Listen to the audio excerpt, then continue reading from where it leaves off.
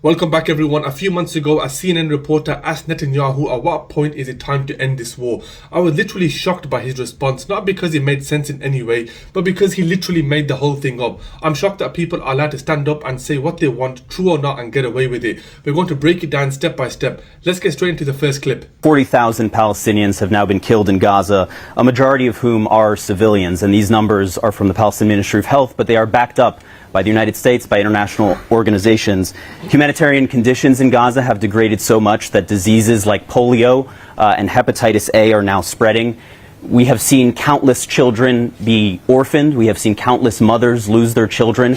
How much is too much, sir? At what point is it time to end this war? Well, we'll end the war when we achieve our war goals of making sure that Hamas can't repeat such atrocities.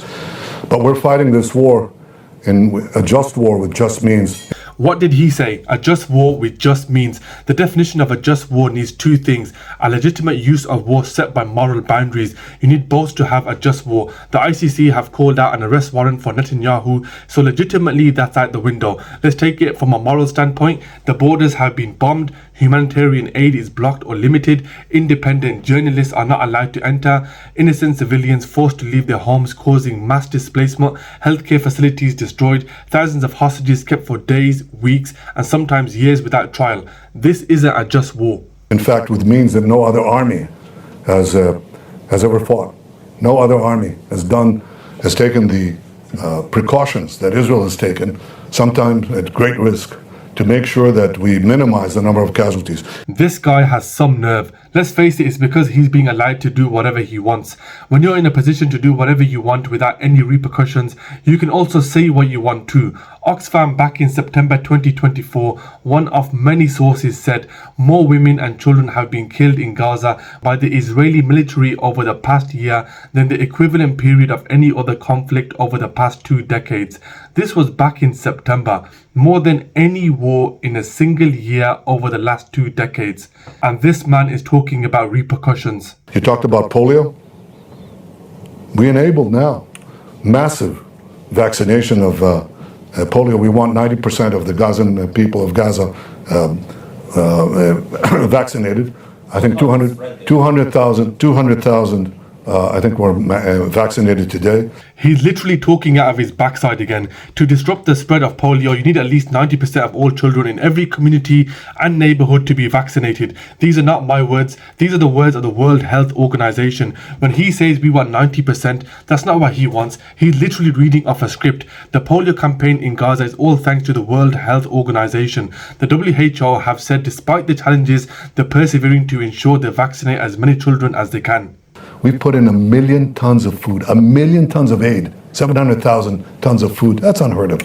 We've taken, because we think that every civilian death is a tragedy.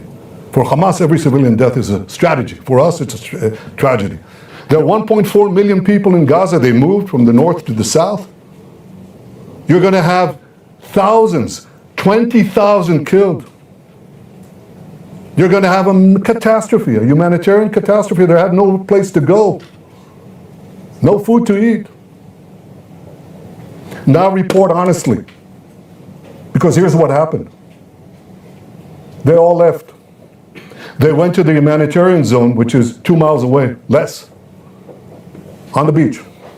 They have tents. We supplied tents for 150,000 people. The aid agencies supplied the rest, and some of them carried their own tents. They have a place. We supplied water lines, sewage lines, food. There's more to be done. Medical.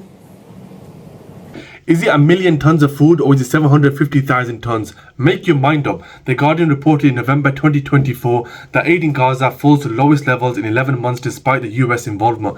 The food aid, or the very limited aid, was not given by Israel. 1.4 million did not move. They were forcefully removed. How were they forcefully removed? By leaflets dropping from the skies and their homes being bombed. Water. Let's talk about water. Oxfam reported in July 2024, around the same time as this press conference, Israel using water as weapon of war as Gaza supply plummets by 94%, creating deadly health catastrophe. So now we know how many people were killed. How many terrorists, because we counted them. And we just passed 2,000.